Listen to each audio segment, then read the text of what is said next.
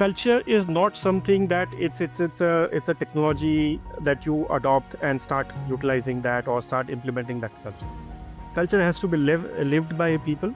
Culture has to be felt by people. The problem starts with the management is speaking something else. Mid-management understood something else, and the actions whoever is taking is understood. Hi all, I am Kaushal Parikh. Currently, I'm associated with Bajaj Consumer Care as head of talent management.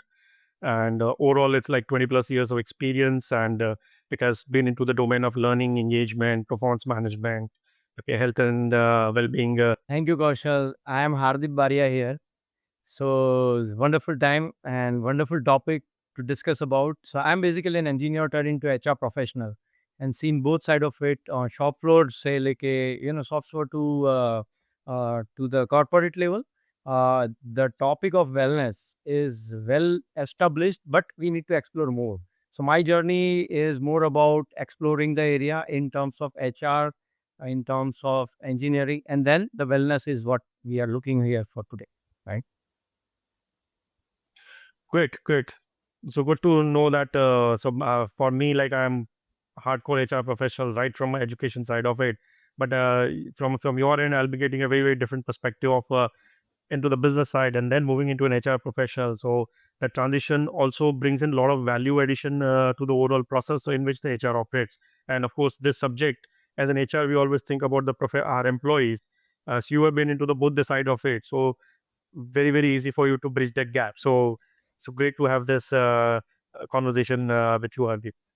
Yeah, So same here. looking at your experience, there's something which stuck my mind here. So it's like you've led transformation projects in both startup as well as multinationals. Okay, so how do you help leaders shift from that command to control to coaching driven leadership styles? Okay. It's a very good question. See, what I see is when we do startup or any operating area or like a brownfield or greenfield, right? It start with, of course, the people and the processes, right? But over the period, the coaching, one-on-one session with the team members, and then probably encouraging the vulnerability of this business. It's much more important task at a workplace so that any business, any business where they have an operational risk or financial risk or people risk can be taken care very personally. It make me think about personalizing it when we do or act upon certain engagement activities or certain process activities. So the transformations has always been a challenging. However, the right mindset is very much important of the people, and for that I think probably we require more of a individualistic approach rather than the team at a starting point. And and uh, if we require that mindset, that future and the present both are important to think about it, right? Brilliant. That's a very good point in terms of not only today, but show them the future. How is the life going to be different, and how is it being a value addition to them? Okay, rather than only the organization side or only one part of the overall business. So great point. Thank you, Ardeep, for that. Okay, so when I'm talking about this mindset, let me ask with your experience, because you have been into FMCG and various other aspects, and it's a very different segment altogether where people are at core center. No doubt, all other processes are having process practices are having, but yeah, FMCG is something different. Telecom, auto, those are some of the different counters where you work. So, what kind of mindset shift is required for leadership to stay, ahead in the business? So, what do you think about those kind of areas? Great. And this is one challenge that we as talent professionals, learning professionals do keep on face on a regular basis. Okay, what happens is in the daily grind of achieving our organizational AOPs and or achieving organizational annual targets and everything. Okay, the focus is more and more on today और immediate 30th तक क्या complete करना है. Okay, or what is our quarterly target or what is the annual target that we have to achieve? How do I complete my KRAs or how do I ensure my team completes my KRAs? So focus is on here and now today. Okay, one of the area which in some of the organization where which is successful, they were able to crack is that don't only look for today, but are you able to think of 3 years down the line, 5 years down the line? Where do you want to see your organization? Where do you want to take the organization? and start building or start investing from today onwards. Now, that mindset is something which helps the organization propel forward. And with this mindset, is not only about the organization, but the people start thinking differently. So they're no more into the daily grind. Of course, the daily numbers are to be achieved, but the focus is that if I'm doing today, what, how does it impact my tomorrow? Okay, so that one aspect of thinking about long term of 3 years the time frame or a 5 year time frame, and if this is built in a very very organized structured way, like for example in few organization that I worked in, uh, January, February, March is generally the target setting period. Okay, so the AOP discussion, it was generally 1 plus 2 or it was 2 plus 5, 2 plus 3. So it's like 1 year is where your concrete targets are defined. The next 2 years is the wish list defined. Okay. Yeah. So the entire organization is aligned. A lot of projects have been taken up. So the 1 year target is purely on the numbers. How are we going to deliver the numbers? But the remaining 2 years is where the projects have been picked up at a cross functional level. And this is nothing to do with achieving the numbers for today, but there is about ensuring a vision of the organization comes alive. Okay, so though that practices have helped. Same with 2 plus 3 model as well. You plan for 2 years, but also think about where do you want to see your organization 5 years down the line, and start investing in that. And when that happens, the people also feel excited. Okay, I'm not doing just into the daily grind achieving numbers, but I'm doing something value addition. Okay, and that is something which also motivates people a lot. Okay, so the one mindset shift of thinking about long term of the actions that I take today. That is something which is a key here. Okay. And you remind me one of the beautiful thing with Simon Sinek told, why, how, what, the golden circle. And when we talk about like why and how, but generally people start with what, and that's where the differentiation of the great organization and normal organization starts. So let me ask once again on that, like building a culture, what set of principles you feel that necessary in terms of building a culture in an organization? Great. So see, culture is not something that it's a technology that you adopt and start utilizing that or start implementing that culture. Culture has to be lived by people. Culture has to be felt by people. Not only the employees of the organization, but anybody and everybody who's associated with the organization. Are they feeling this? Okay. So it's one. There's no short term solution for it. If you want to build a culture, you need to invest time and efforts into it. Okay, for me, it always starts from the top. It cannot be that it's an HR initiative. Okay, it's not just that 4 or 5 people sitting in HR team building the culture of the organization. It never happens that. It has to be led by the leadership. Okay, what kind of leadership behaviors are we displaying? Okay, what kind of values are we inculcating as an organization? Okay, what kind of actions that we want to promote in the organization? Now, all these are very, very small elements of how do you build your culture. Okay, the culture has to be seen in your day to day practices. Okay, anything and everything that I'm doing, am I living up to those things? Okay, like it could be as simple as that. Say many organizations say today that innovation is a culture we follow. Okay, but then how does people see that it's a innovation? Is it that every day I need to innovate a new product or innovate a new thing and come? That's practically not possible. Okay, everybody may not be able to do it, but still, how do you build that culture of innovation in the organization? Okay, what hampers innovation is the ability to take risk. People are very conscious that if I do something wrong, what will happen? So then, if you want to promote innovation, are you also promoting a culture of psychological safety? Even if you commit mistake, that's fine. What have you learned out of it? Okay, what have you gained out of it? What will you do to ensure that the same mistake is not repeated again? How are you planning to improve upon it? Now, having this kind of conversations by your leaders, having that net that, yeah, even if I make mistake, that's fine. I learned something. The organization has gained something out of it. So these are some of the actions which will ensure that the organization is living up to the culture of, say, we are an innovative organization, we are an agile organization. Okay, many organizations have that as an element as well. Okay, but then agile is what? Agile is every day you are doing something. Every day you should be flexible enough to do. But then, are you so rigid enough that your process that you had set 30 years back are still continued? Okay, the world has changed. Are your processes evolved? Are your SOPs evolved? Are your policy documents evolved? Okay, now by doing that, you are showing to the world that we are agile. Yeah. So a lot of practices inculcated in the day-to-day working is something which forms a culture over a period of time. And like I said, again, going back, it has to start from the top. Okay. So Mhm. whenever I am faced with a challenge of terms of building a culture, my first go-to person is the CEO of the organization. Okay, let's start from there. Okay, I cannot do Yeah. anything else if you don't take a lead. Okay, and it has to percolate from the top. Okay, Yeah. so that's my view here. Perfect. Yeah. So I have seen this reminds me of one of my transition, which was the largest transition wherein an MNC has been taken over by a state PSU, and I was party to that. And what we have seen that there are two sets of people. One is who have been exposed to various learning and development practices, engagement practices, various big B schools exposure, and another set of employee they might not have a growth. So one is a very very horizontal growth, which is like not having much of an exposure, and one is a vertical exposure wherein a deep down dig down exposure is there. So when you Mhm. say about innovation, couple of products helps us and put them into a practice. So just remind me of that word, that innovation takes place when these two sets of culture we need to move it apart, Great, and then great, bring it back to the whole business. great.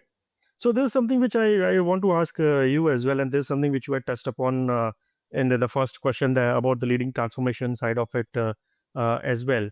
Uh, what as per you does that?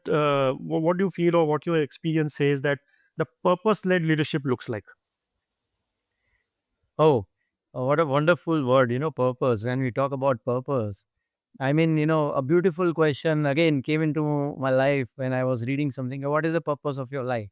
Generally we ask that, and people try to remember, try not to remember, and again going forth and back. So when we talk about in organization, with my experience and knowledge, what I feel that if we do not have a purpose anyway, right, we can't guide people, at least the first level. If the first level people we can't guide them properly, there is a disengagement starting from the first and second line. And so decision makers are struggling to get the purpose, and then the second line is struggling to get the direction, and the third line is struggling to get the actions in place, right? So there where again the disconnect starts. And then if you ask somebody that your 1 hour how it is contributing to an organization, people might not be aware about it, might not be able to tell them that how they have contributed very well. So that's why, the wellness, it's not only about physical wellness, it's all about mental wellness also. It's about engagement, basically. So when we say purpose and the leadership, I think it's more about defining and then, giving them the edge to deliver it. So, beat it whatever, clear cut directions are definitely required, right? And then the clear cut actions. Actions might be differ, what we say to achieve certain thing, but yeah, if purpose is not there, then imagine how organization will run, and then there are various practices which can Mhm. help, to bring certain focus on certain actions, certain deliverables to the down bottom or downline people.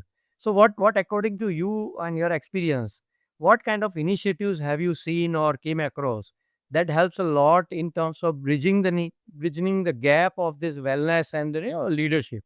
What do you feel? I mean, do you experience something like that way in your previous work experience? Yeah. So see, wellness as an organization, not only this current organization, but some of the other organizations as well. Okay, the focus more is see, I do a lot. Taking initiatives on the physical wellness side is very easy. Okay, you provide resources, you provide time to people, and if it is completely voluntary, people will want to do it, don't want to do it, that's fine. Okay, a lot of initiatives are available, you arrange a lot of seminars, health talks and everything. Okay, so those things are easy to manage as well. The mental wellness side of it is something which is it's a very very like sort of a thin ice kind of thing. If you're not able to manage it properly, none of your initiatives are going to work. If you try to overdo it, it may have very very other kind of repercussions as well. Okay, so as an organization, how well you are defining your mental wellness framework, and how are you planning all the initiatives under it, and ensuring that the messaging goes to the last mile, that it's a safe net, it's a safe environment. Okay, but that is something which becomes key. Okay, so let me give you an example, a few examples here in terms of mental wellness. How do you define mental wellness? Now, various people will have various understanding of it. For some people, it is, if I am able to have like a proper work life balance. Okay, I'm healthy from my thought process. Okay, I am very comfortable. I have a good amount of trust with my managers. Okay, I can be open. I can be myself in my team, and my manager is there to support me. There's no undue pressure coming from the management side of it. That's what mental wellness for me. Okay, they're not the no long working hours that somebody forces me to sit in the office even if my work is done. Okay, nobody forces me to do it. That's wellness for me. Okay, now again, these are the various definitions which people might feel in terms of what mental wellness is for them. Now, here, one of the key person who can manage this for you from an organization point of view as an HR, and how you need to, so how do you can support, is that it's the role of a manager. Okay. The role of a manager, a lot of investment. To ensure that these things happen in some of the organization, we have spent a lot of money in a lot of investment in terms of equipping our managers with right kind of skill sets. Okay, one of the missing area, and still I say I've taken few initiatives, I've made some efforts there, but still I feel there's a lot of gap here, is in terms of manager. When an employee goes to a manager to have a conversation, anything, it becomes more of a performance conversation. Can we change the performance conversation to a coaching conversation?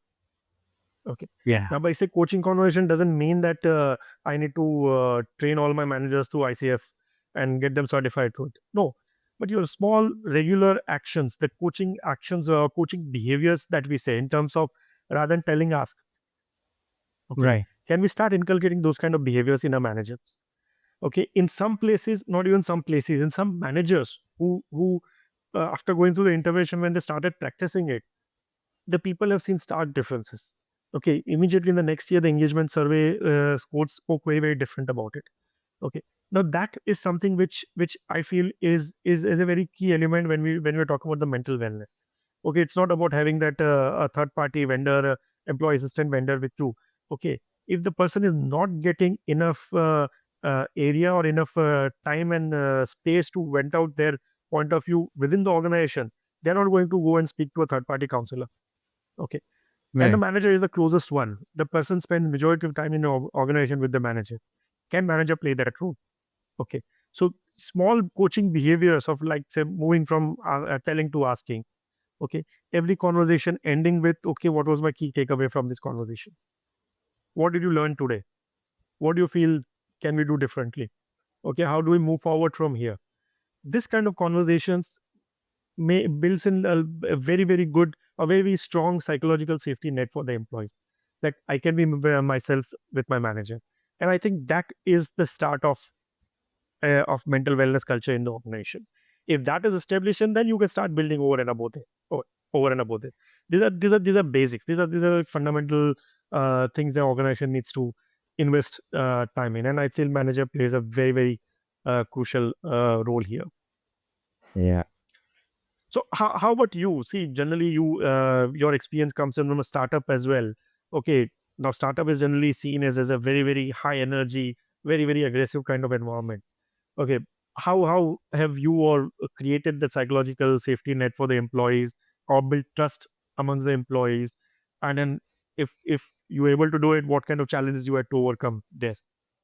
It's always a challenge, when we talk about any greenfield, brownfield, or startups. Yeah, but that reminds me that what how I see is that personally, if you wanted to being a well person, when we say when we have a wellness, then it talks about we talk about our food, our behavior, our maybe exercising. It's an individual level what we think about. Same way, if we talk about organizations, so it talks about like for me, we have defined a good set of model. Well, capability and competency metrics that is become a food for us.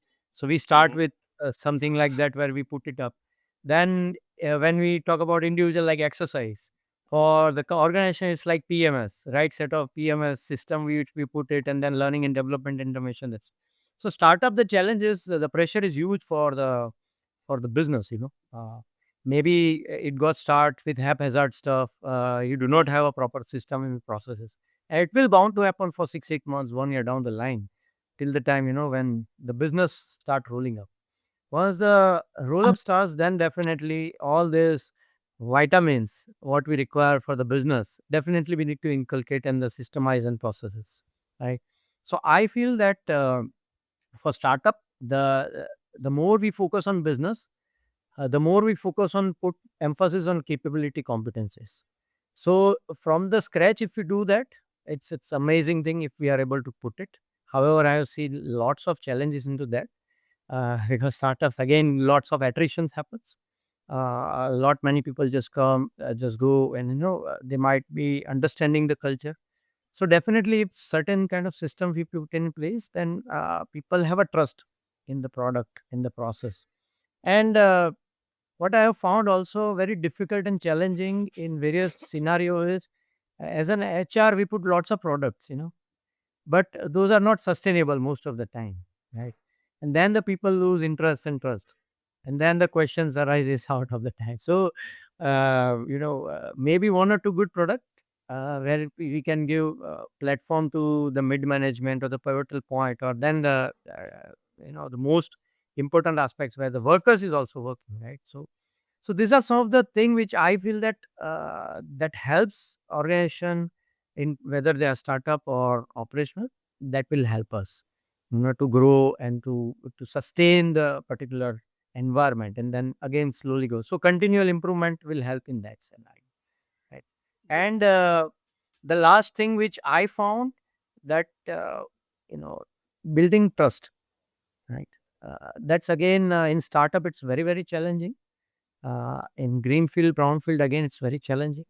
So, how to build a trust? So, it takes 3 to 4 months time. When you speak something, so what you say, you do what you say, right?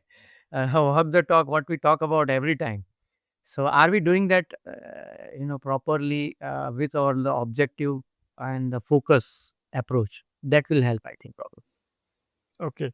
So from in fact, for my consumption, and of course the audience also would be interested here slightly on a technical side of it. So the point that you mentioned in terms of how do you build an entire ecosystem and all, but that will also require a lot of structures to be put in place. Okay. So very especially in the greenfield projects, a lot of the way the organizational structures are created with keeping this Yeah. vision in mind.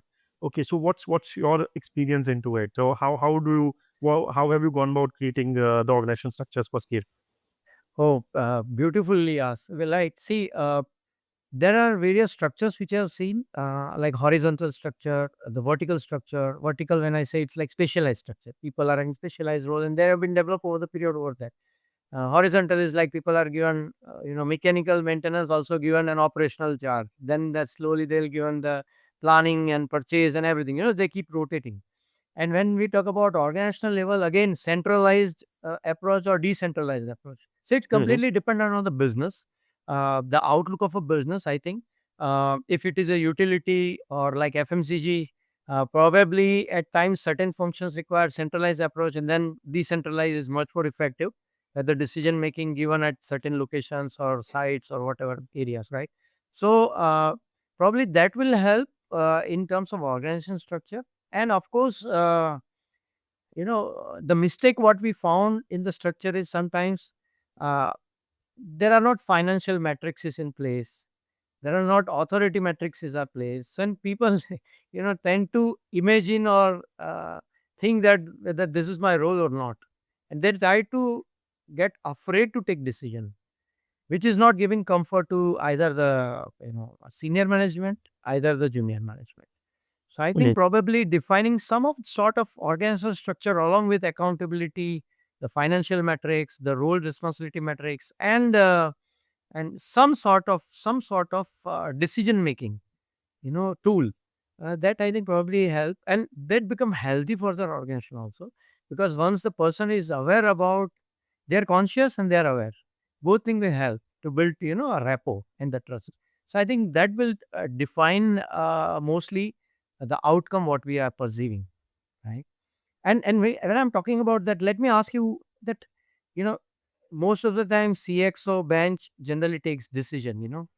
So as per your experience, how you try to involve people in the decision making process? I mean, what do you feel that how we should or one should approach those kind of things, which helps ultimately the organization culture, you know? Great. In fact, this is the current my current organization does this as well. So the current organization, there was one more organization that I worked in the past, which does that. So the annual target setting. So this predominantly sales organization. Okay. So what we do is that, of course, when you plan for the annual targets, okay. So basis the research, market research, and everything conducted by agencies like AC Nielsen and all, they'll provide us the insights. The basis that the organization should decide, okay, basis our last year's performance or last 3 years' performance, where do we project ourselves for the next year? Okay, so those at a senior leadership level, all these things will happen. Okay, that overall organization's objectives will be defined, the targets will be defined, the stretch targets will be defined, then transferred into quarterly targets and monthly targets and all. But along with that, along with this, what we also do is we go down to the last mile. So last mile is my the person who is into the field. Okay, my last mile on roll employees onto the field, my sales officer. Okay, now we get feedback from them as well. So you have been working in the market. What do you feel the potential of of your territory is? Okay, इस साल कितना कर पाएगा territory आपका? Okay, what do you feel? So they give the projection for their own territories. Okay. So they will give it to their manager, which is the area manager. Okay, area manager will pull it for their for his region. They will give it to their senior management. Ultimately, it go to the zonal head. Zonal head will give it collate it for the entire zone and pass it on back to the sales leadership team here. So now what is happening is through science and data and everything from a top, the approach is from the top the target is set. This is further validated by what's actually happening in the ground. Okay, and that inputs are also been considered here. Okay, and then the finally amalgamation of both the data points and overall target setting is done. So so it's like not only it is CXO led, but even the last mile employees' voice is heard, because at the end of the day, they are the one who are going to the market and are going to achieve that target. Okay, and by doing this, they have a say in it. That this is what I have done. Now, this is not only a one-time activity. This is backed by your regular monthly communication meetings. Okay, monthly review meetings. So review meeting is not only that, okay, what was the target, what have you achieved? Okay, but as an overall territory, what have we done? What is the potential? What are other players doing? So sharing of those information on a monthly basis, helping them understand what are other parts, other zones doing, or what are some of the best practices other zones have adopted, or other regions have adopted. Okay, doing that knowledge sharing as well plays a lot of value addition to the team. Okay, so it's not only that in every month only my target was the achievement has been reviewed. Of course, that has been reviewed, but along with that, I'm getting a lot of other insights as well. And if I have something, I can share. Okay, what is my observation? There is something which the competitor is doing very differently. Okay, I have a platform to showcase that. That can we try something that? Okay, so even the last part of the employees is getting a platform to be heard. Okay, so this is something which has worked quite well. Mm. And you know, when we say that last mile to be covered upon, right? Let me again take you a different perspective in terms of asking, how Gen Z, or maybe lots of things like we talk about a female and male ratio in an organization, or maybe lots of things like nowadays GCC and all these things are in place, right? So Mm. many things are there, but tell me specifically about Gen Z and the people, like male, female, how they impact the consciousness of an organization in terms of developing the wellness. So what do you feel? I mean, which ratio is better? I mean, whether Gen Z are much more higher to deliver or not in terms of, so I mean, what these all are the questions with certain time impacting the business. So what do you think about it? Great. Of course, the Gen Z is a hot topic, and it's into a discussion in any of the topic we speak about. Okay, so one of the point that you mentioned about the purpose led leadership, I think for the Gen Z, the purpose becomes very crucial. Okay, so in my observation, when I deal with the new management trainees and the sales trainees who come in, okay, for them the career comes second. Okay, so where do they see themselves in 3 years, 4 years, 5 years down the line? Okay, that comes second. The first is the kind of work they are doing. Okay, do they find value in it? Do they feel that no, I am doing something which is very, very meaningful for me? Okay, a lot of people have started talking about CSR activities, right? Out from the college, and they have started talking about CSR activity. I remember when I had started my career, okay, CSR was a department sitting in the corporate office somewhere, just one or two people handling that. At many a times at a frontline level, the information doesn't even come to us that what does CSR is means and what is it doing at an organization. In fact, only in the annual reports, if you're a listed company, only in annual reports you will be able to read what CSR activities you have done at the organization level. But in the current scenario, in the when I say current last few years, I've seen the management trainees coming outside the college, starting the job. They've started asking, okay, what are there any CSR opportunities available for us? How can we contribute it? Can we do something about it? Okay, no, so that kind of mindset has changed. It's like about the purpose. Am I doing something meaningful? Meaningful. Okay, do I find value in whatever I'm delivering? Okay, you may give me best of the projects. Okay, which is a requirement for the organization. But if I don't find value in it, it's okay. I'm not bothered about it. Okay, so that is something where, as an organization, you can build on it. Okay, can you involve these people into doing some meaningful work? Okay, can you involve these people in terms of brainstorming, in terms of what more can we do? You experience what we are doing today. What are the gaps? What more can we do? If you start involving this, they bring in a lot of flavor into it. They bring a lot of value addition into it. Okay, and it's of course typical understanding of 9 to 5 jobs, working in a set way. Okay, no flexibility. You have to do this in this particular way as well, and all. Okay, that was a mindset like people of my generation, your generation used to follow. Okay, but that's Gen Z is not that way. They want flexibility. They are ready to work for 24 hours as well if they find meaningful work. Okay, for them the 9 to 5 is not a boundary. For them early morning is also good. For them late evening is also good. For them after having a party on the weekend, I can still work. But if they find meaningful outcome out of it. So how do we as an organization manage them? Manage their energy. Okay, now that is something that needs to be tapped. And if it is tapped correctly, it can be a very, very value addition for the organizations. Okay, same if you talk about the male female ratio, the gender ratio. Okay, so I'll say that one of the mistakes that organizations started making when the diversity as a subject, organizations started focusing on, was the focus on numbers. Okay, immediately 20% diversity ratio should be there in the organization, 30% diversity ratio should be there. Okay, it might be a good starting point 10 years back, but I don't think it's a matrix to be followed. It is about the quality of the work that a person brings in. And the advantage of the male female combination of workforce is a different perspective. Okay, like it or not, we men think differently than women. Okay, they have a very, very different perspective. Okay, it is just that we as a men are conditioned to think in a particular way. Okay, and because as an organizations you have seen less number of female employees in the decision making or in the discussion scenarios. Okay, it takes time for the organization to understand that perspective. Okay, so again, the more number of women employees coming into the forum, coming into a discussion, coming into the stakes table. Okay, a very, very different perspectives will start coming in, and that is something again has a good potential of for setting the organization on a tangent in terms of very, very different direction it can take. Okay, so I think that Because is when we something which it's So you remind me one more question to ask on that front. When we talk about women, right? I have seen lots of challenges in terms of workplace, wherein two aspects of it. One is where the career break happens, right? And then the person, whether male or female, but especially the women, they would like to come back to a scenario. However, the organization are not that much open nowadays. It got started up, but not Hmm. previously.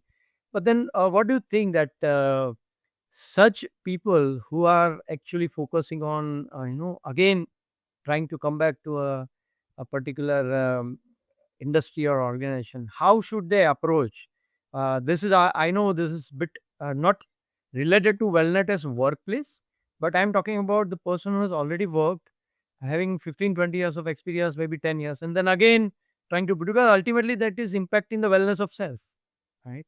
So how do you think that such people or such candidates has to approach to an industry or maybe try to explore it? What do you feel that makes an X factor that again help them to build back their career? See, from a candidate's point of view, I don't think they need to do anything different. It's like anybody like you and me. If you're finding for a job, it's the same thing. But the difference that will make is if it's from the organization point of view. And again, I'll put it into the wellness bucket only. Okay, see, one, we need to understand that the person is a women employee coming out of the maternity break. Okay, already there are a lot of changes in the personal life which has happened, both physically as well as mentally and socially as well. Okay, so as an organization, how are you able to support all these changes? Okay, Right. now all these things, how what is it that you can do as an organization? Provide flexibility, provide a safe environment in the organization, provide tools, necessary tools, like for example crash system available in some of the big organization. They do have crash on premise. So is that available? Okay, flexi timing options available to the employees. Okay, this kind of things will motivate more and more women to join those kind of organization, where they know that okay, in spite of starting the work, okay, nobody is doubting the capabilities, because it's already there. They have already tried proved themselves, so they don't need to prove that again. But what will help them continue the journey is the support system created by the organization. I think that is the key here. That as an organization, if you open doors, not just that okay, we are ready to hire for second inning initiative and everything. No, it's not just by talking. You need to practice as well. You need to change your ways Mhm. of working as well. You need to provide that flexibility Mm. as well. If you're able to do that, then your women employees will come back to the workforce again. Okay, so I guess the onus lies on the organization more. Okay, Yeah. for supporting the mothers who are returning from the maternity break. Yeah, you are right in terms of, organizational has the more to do than the individual. Thank you for that perspective and then input for the audience who are looking forward for such kind of, uh, initiative where they would like to again rebuild their consciousness in terms of workplace. Right. So on the similar point, so we talk about the women employees and Gen Zs and all, but it's not always that. We of course saying that we being men employees as a majority, nobody considers us. Okay, so let me ask in general. So for all employees put together, I'm saying employees, irrespective of the gender or the age or anything. Okay, what is your experience in terms of building that emotional resistance or belongingness in a very fast-paced, high-pressure environment? How do we ensure that people are emotionally resilient? Okay, they are ready to deliver in spite of a lot of pressure coming up from everywhere. Uh, See, I think empathy, that's where the word starts with, right? Uh, Being at any situation, whether it's a high pressure or low pressure, because it's sometimes reverse also. In some of the business, people are not getting orders. At that time, also people are like, waiting for it, that what to do. So it all starts with the empathy. Then the second phase is transparency, I feel, right? If you put empathy at first place, transparency at another stage, and then probably coach and mentor the team to handle certain scenario. Suppose, like in my previous organization, if there is rainfall, then nothing on site to be worked upon because we are completely dealing with on-site activities in community. So, what to do about those times when people are not engaged fully at the workplace? So, we utilize them. We put there is a good model called action research model in organization development perspective, right? That will help us in any way to define certain stages and then engage them in different perspective, different part of the role of an organization, where they'll be engaged in some cross-functional projects. Mhm. Some of the deliverables not only focus on money or monetary benefit. We ask them to focus certain thing on process improvements. So those are the time where we engage them to redefine again, OSHA's, ISOs. Can you just check it out? How can we redefine? Maybe process improvement, cycle time reduction, whatever you can do, on site, off site. Mhm. So those are the thing which we can think upon. And then there are feedback, data, and behavior patterns. So that we need to analyze properly, and that will help probably most of the time to highly work pressure or maybe very less work pressure times. So I feel that those are the things, but empathy is what the word I start up with whenever such scenarios are happening. Okay, great, great, great. So good, good. So in fact, this is something which a lot of people talk about: empathy, empathy, empathy. But then, how to actually bring it into practice is something which is still, I feel, it's a gap in terms of understanding. On theory, on paper, it's very good. True. Everybody knows Very it. true. How do I work upon it? How do I actually show that I am an empathetic organization? See, I think first thing we start is that treat other person as a human. That is the first thing, right? Because when work pressure happens, the targets are happening, we become robotic in a way to deliver in certain or behave in certain way.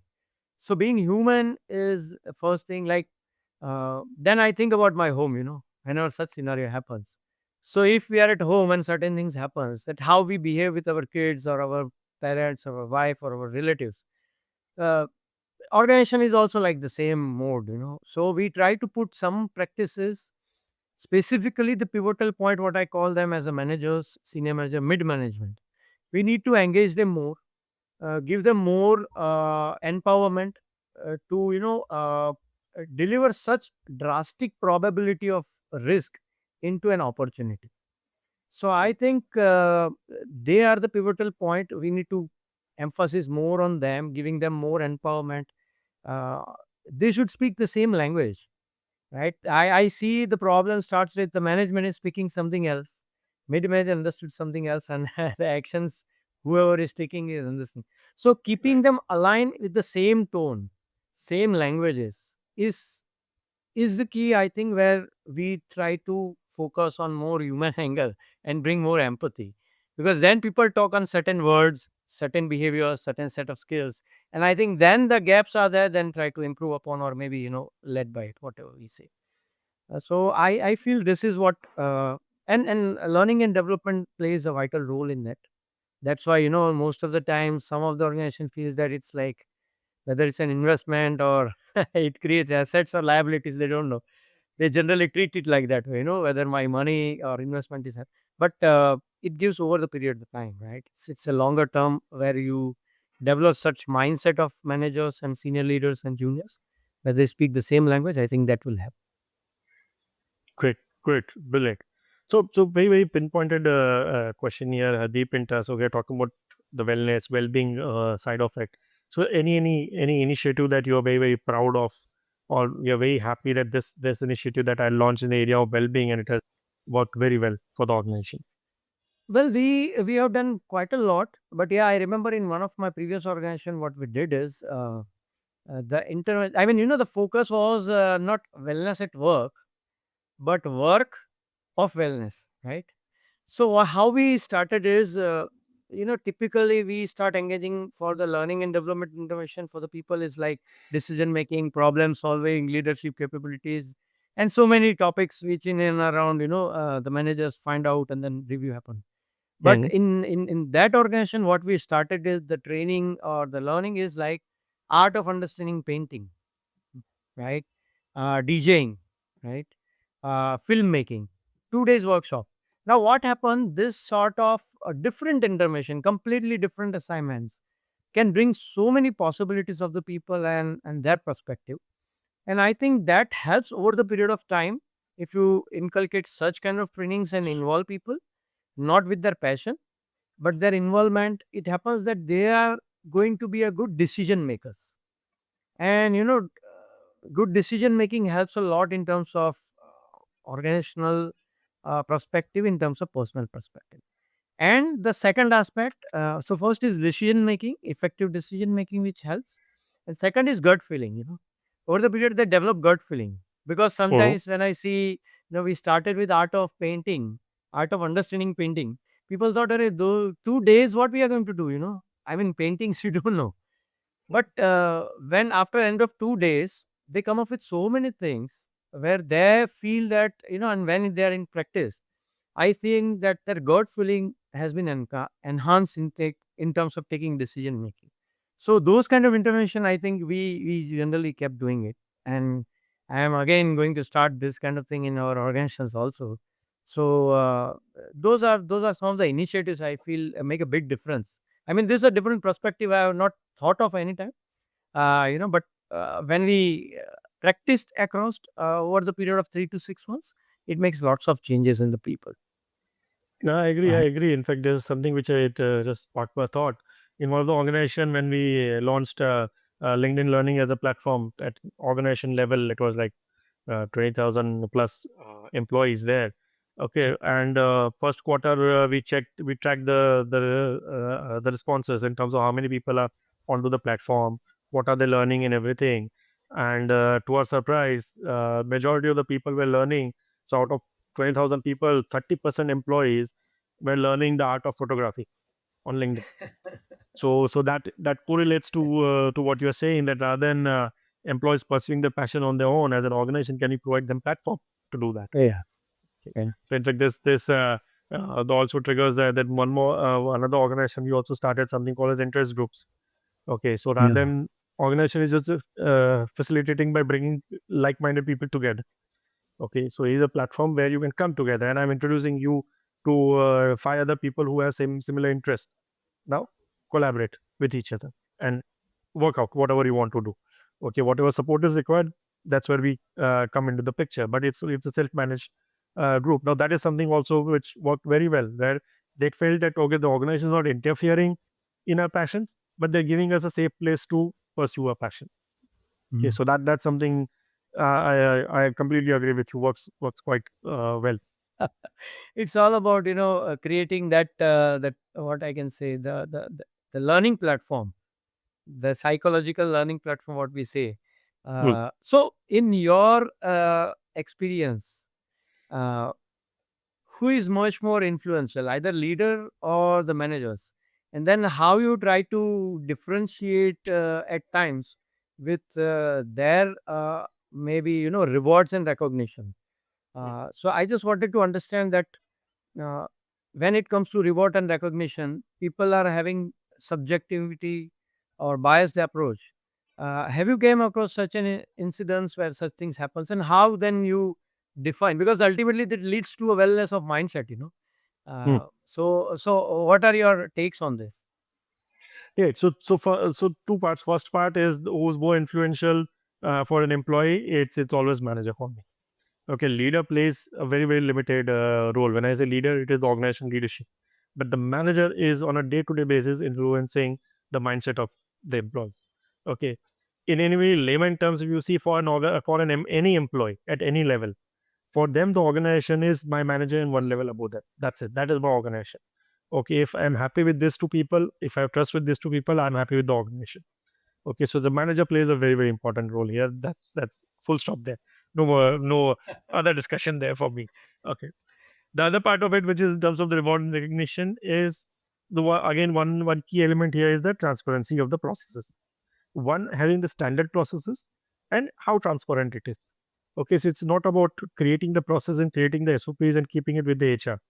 Okay, and doing everything in the back end, but how well you communicated it to the last mile on a regular basis, right? From day one to and on a regular basis every day.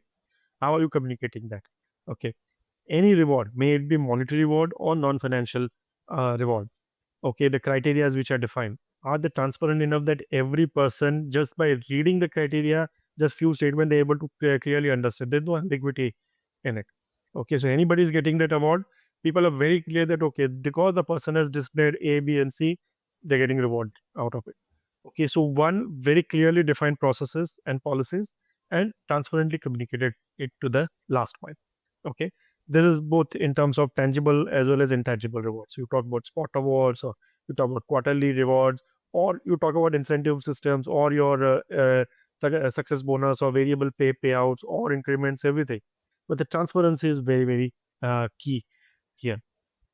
Okay, so talking about from a formal side in terms of performance management, how do you bring that transparency is right from day one, right from the day the person joins in, have you communicated what are you going to measure?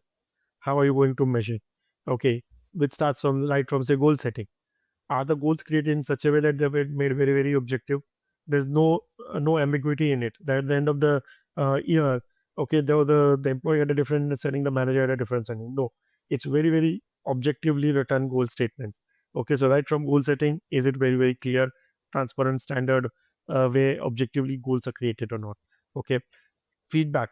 Okay, every occasion, which is your say probation appraisal or mid-year appraisal or annual appraisal, the kind of feedback that the employee is giving to the team member.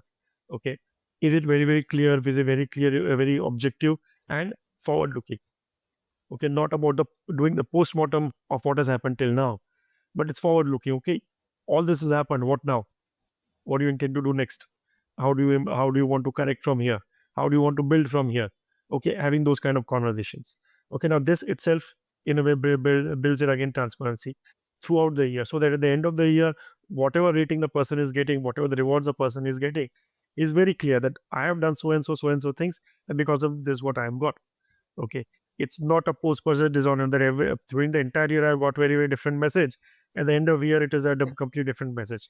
Okay, entire year the manager was saying that I was a superstar just because I was motivated. I achieved my monthly target. By the end of the year, giving me meets expectation rating. No, that's not justified. Okay, so that's where goal setting, your feedback mechanism, the way your performance appraisal process is defined. Okay, is it clearly is it leaving any scope for subjectivity? If it is, remove that. Okay, build subjectivity in some different ways. Like for example, what we do is in the appraisal system, you have both what and how. What is your and both has 50-50% weightage. What is your KRAs? Okay, very objectively done. KRAs, KRA 1, what have you achieved? That's it. So 50% for objective working. The how part is your competency framework. Okay, for each level, the competencies are very well defined. Have you displayed this behavior? Okay, you write down. The employee will do a self appraisal. They'll write down that this is how I've displayed. Give examples as well, and they'll do a self rating as well. I feel on a scale of 3, this is where I put myself. This further validated by the manager by having a discussion with the team member. Now again, this completely removes the subjectivity into it. Whatever is there, it's a clear discussion, and it's a combination of what and how where the final rating arrives. Okay, same way the success bonus is derived accordingly. Okay, in most of the organization today, it's not a standard success bonus everybody gives. Level wise, there is a company multiplier, or the Hmm. organization how they've achieved their target, and then the individual how they've done, or the department how they've achieved. All this is very very clearly communicated to the employees right from day one. If this happens, there's no subjectivity into the R&R side of it. And people will be very, very happy that this is what it is followed. Of course, dissatisfaction will be there that, okay, thoda aur mil jata to acha tha, but that's fine. Okay, as far as possible, you have removed any negative sentiments from the entire process. Right. So that's what I feel. Let me just build upon on that, and let me ask you a last question from my end, and it talks about attrition, right? A subject to be ponder upon. Uh, every level nowadays, I see lots of attrition is happening, and then now people tend to see the brand of the image of a company, and then try to see. But in that also, it's challenging. And if you go to a big colleges, the branded colleges, again, they are struggling to get, the placement. I mean, we are hearing both the aspects. Attrition is huge, placement is not happening, right? So what do you feel that where is this gap, and how to vision this? I mean, because it completely defines the wellness of not the individual. I mean, not the company as such Mm, directly, but yes, the society as a part, right? mm. So what do you think about this? So I'll tell you. So I'll give it from two industry examples. Okay. So I've got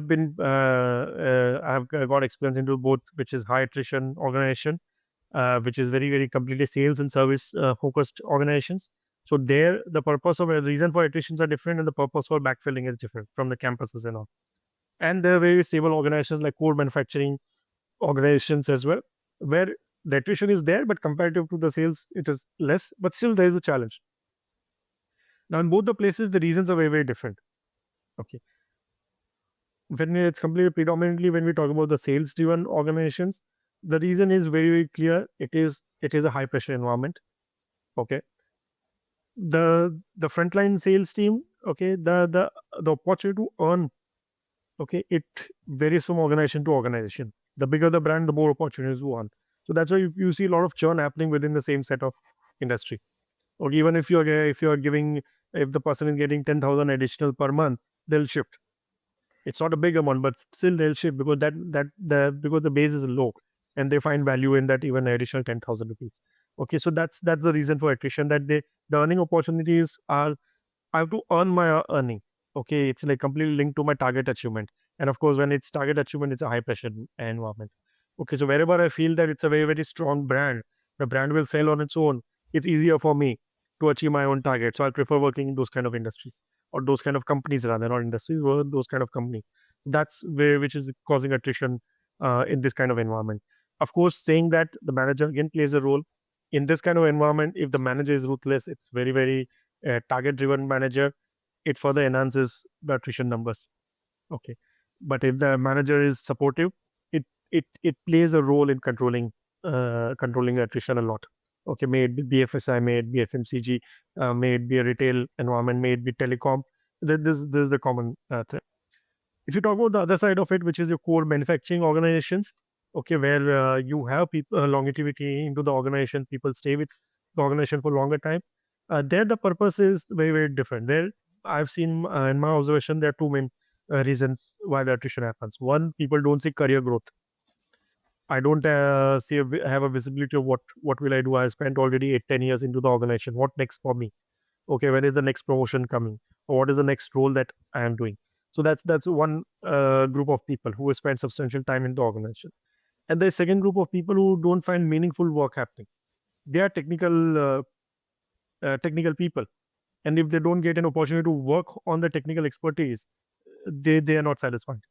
Okay, so it's either due to mismatch of roles. Okay, like you mentioned that a store person doing maintenance job as well, or the maintenance person doing operational job as well. So one, if there is a mismatch in the role, or they do all the organizations not providing quality work to them.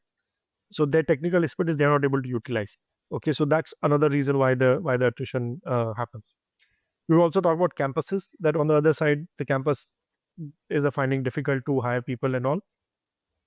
See, from a sales driven organization, most of the input, most of the places that we hire campus graduates is to backfill our positions, build a pipeline for the frontline sales team. So quickly, 6 months, 1 year, you invest in them, induct them, develop them, and then that becomes your talent pipeline for your sales frontline team. No, but again, you correlate to the sales high pressure environment, so there's a lot of churn happening. So then that's where the balance that the organization wants to make. That do I go to the premium B school and hire a high cost environment, high cost management trainee, or do I hire from laterally who can come at 50% cost to me? So that's one challenge in the sales driven organization, which people are facing. On the other side is that a lot of top B schools, if we talk about, okay, there's cost pressure coming in. There's the organizations have themselves evolved in such a way that even if you want to hire people, we don't have meaningful jobs to give them. At the end of the day, we have to do the execution job. So rather than spoiling their brand image, let's hire only limited people whom we can manage. Okay, so in one of the Right. organization, okay, we have a group, we have a pool at a group level, where group level it's like 5, 6 organization under one umbrella, and we hire a management trainee pool from there. And we pay almost like 26, 27 7 lakhs to a fresher, and from top B schools. But at the end of 1 year, we don't have meaningful jobs to give them, and then they tend to move out. So it's like the call which the organization has to take. That do we give 25 lakhs to a fresher and engage them only for a year? Rather than that, can I hire a 15 lakh experienced person who can at least deliver some job for me? Okay, so that's a balance that the organization are trying to make. So now there are very, very limited roles that the organization focuses on where they require new thinking. So mainly I've seen in my experience say that the areas like strategy, areas like R&D or marketing is where new intake comes in. Okay, new fresh blood is been called for, which is mainly the B school management trainee programs coming in. Okay, but those are limited roles. You don't have masses there. Sales is generally catered to large sales pool, which is generally comes from tier 2, tier 3 colleges to fill the talent pipeline for the sales frontline team. Okay, so that's what my experience talks about. That attrition, yes, these are the reasons for it. Okay, manager plays a very, very important role. If your brand is good, the attrition becomes slightly less. Okay, if your brand is struggling, there's always a challenge of attrition. Should be there. Such a wonderful narrative you have done on terms of attrition, because lots of challenges are happening in this space. Anyway, so now let me conclude what we have discussed so far, starting from the innovation, bridging up the gap between the senior and middle management thing, the processes, system, and practices, and various aspects of Gen Z, women at workplace, career break, and then lots of psychological safety and all things, right? So let us have a quick round of uh, questions where just try to understand each other's perspective, right? So what's one leadership mantra you have, which you swear by? So I say that as a leader, as a manager, when I'm working with my team members, I start with 100% of trust. Then the ownership is on the team member to ensure that the trust is maintained 100%, or it is coming down. For me, it's never the other way around. So it generally, I've seen people where the new person comes in, okay, no, I don't trust him, so I need to support him, handhold him to begin with, and slowly start building trust. No, I start. For me, I'll when I start working with you, I'll start working with 100% trust. Okay, then it is your responsibility to prove me that. Else, that level will come down. So that is something which has what helped me as a manager to work with my teams. How about you? So my mantra is, you think, do, and act, right? But then the perspectives are different, narratives are different. So think in three direction. One is as an organization, another as a individual self, and then combining both of us, right? So if you work on this line, I think fair enough, we'll develop a wonderful system and ecosystem around it. Great. So on the similar line, so if you could leave one insight for people leaders listening today, what would it be? I think you know common sense are not common, right?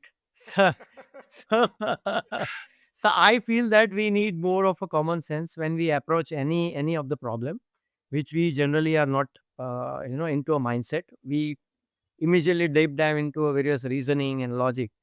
So I think that would be fair enough to say that use your common sense and approach the problem. That will help very fast.